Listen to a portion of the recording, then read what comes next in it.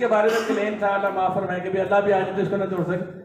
वो गहरे पानी की बंदरगाह है बरतानिया की। दुनिया में पाकिस्तान के अलावा दो गहरे पानी की बंदरगाहें हैं।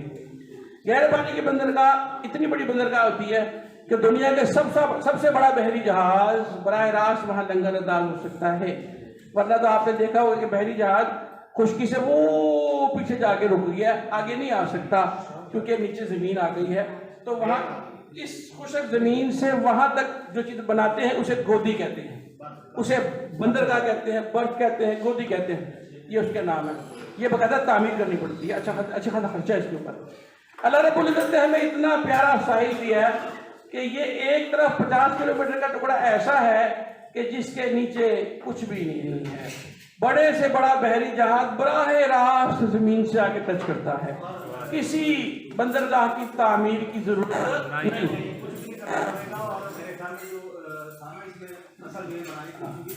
सर आपने ना माइंड नहीं करना, जरा प्लीज अब ख्याल नहीं आए, अब ख्याल बीच में गुंजाइश नहीं।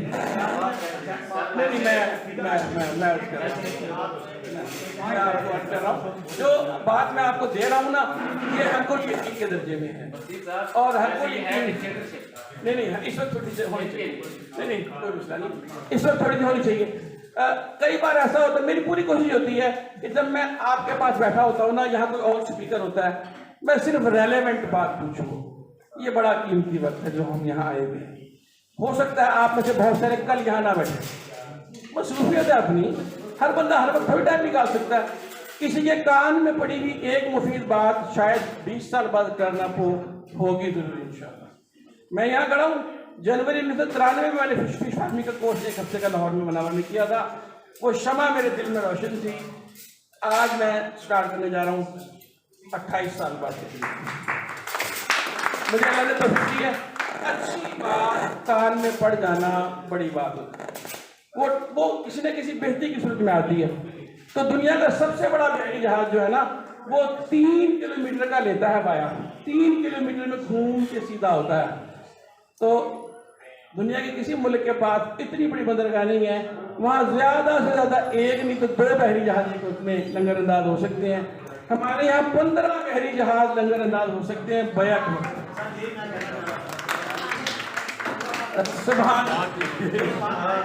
अच्छा, दूसरी तरफ ये जो स्ट्रीक है 50 किलोमीटर का टुकड़ा, आप समंदर में 3 किलोमीटर तक पैदल चले जाए, पानी आप दूसरा हिस्सा 3 किलोमीटर के अंदर चले जाए पैदल ही, पानी कंधे से ऊपर नहीं होगा। क्या अल्लाह की शान बेनियाज है। एक तरफ इतना बड़ा टुकड़ा, दूसरी तरफ 45 फुट की गहराई है सीधी, और नीचे कोई चट्टान नहीं है, सिर्फ रेत। कैसी मलिका एलिज़ाबेथ डोम जगह जब लगी हुई थी तो वो वहां बैठ के दुनिया का हसीन तरीन ग़ुरूब आफ्ताब देखा करती थी। The best sunset of the world वहां ग्वादर में। हमें पता नहीं इसके बारे में। अच्छा, आप दूसरी तरफ पे आ जाए, अगर जो उसका शायद नहीं हो जाए, पीएच ऊपर जा रही है, नीचे आने की बजाय ऊपर जा रही है। 7.5 से 8.5, 8.5 से पीएच ऊपर चली गई है, उसे नीचे कैसे लाएंगे? पीएच ऊपर कब जाएगी? जब लिविंग ऑर्गेनिज्म ज्यादा से ज्यादा अमोनिया का इखराज करेंगे। ये एक वजह है, और वजूहात के अलावा उसे नीचे लाने के लिए क्या चाहिए हमें? डेफिनेटली कोई ऐसी चीज उसमें दाखिल करेंगे जो तेजाबी हो, ऐसी चीज दाखिल करेंगे जो तेजाबी हो, क्योंकि तेजाबी चीज जब हम इसमें दाखिल करेंगे तो पीएच नीचे आ जाएगी। थोड़ी देर पहले भी मैंने आपको अर्ज किया कि हाइड्रोजन आयन की मिकदार पानी में जब बढ़ती है, यानी तेजाबियत बढ़ती है, तो पीएच नीचे आती है। तेजाबियत बढ़ने से पीएच नीचे आती है, यह समझना जरूरी है सादा सी बात। हाइड्रोजन आयन बढ़ेंगे तो पीएच नीचे आएगी। तो अगर पीएच 8.5 से ऊपर है और हम उसको नीचे लाना चाहते हैं, तो हमें उस पानी में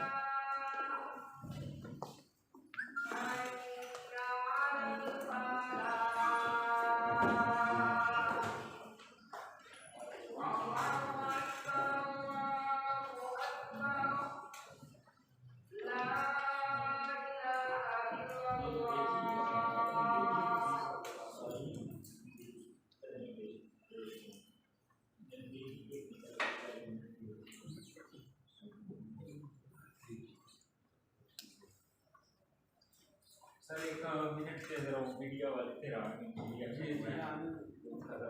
ये सर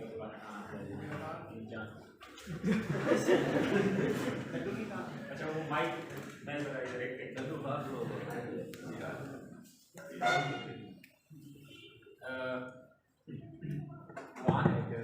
जी सर, आपको पता तो है कि जो श्रिम्प फार्मिंग है वो एक बेस्ट एंटरप्रेन्योरशिप है और वसीक साहब का तो आपको पता ही है, डॉक्टर वसीक अहमद सदीकी साहब का, ये बड़ी अच्छी तरीके से, क्योंकि इनको वाटर क्वालिटी पैरामीटर्स की जो सारी केमिस्ट्री है वो ये बेहतरीन समझा सकते हैं, तो इसलिए हमने सर को ये चांस दिया कि आपको ये बेसिक केमिस्ट्री, क्योंकि जब तक आप एक्वाकल्चर में बेसिक उसकी वाटर केमिस्ट्री को नहीं समझेंगे आप एक अच्छे एक्वाकल्चरिस्ट नहीं हो सकते। उसके लिए ज़रूरी है कि आपको पीएच के, अल्कलिनिटी के, सैलिनिटी के और तमाम वाटर क्वालिटी पैरामीटर का बेहतरीन पता हो। और स्पेशली मैं ये कहता हूँ कि बायोफ्लाक सिस्टम जो हम करते हैं, अगर हम बायोफ्लाक को श्रिम्प के लिए इंट्रोड्यूस करवाते हैं तो उसके लिए सबसे बेहतरीन जो पहला स्टेप है वो ये है कि आप वाटर क्वालिटी पैरामीटर को अंडरस्टैंड करें।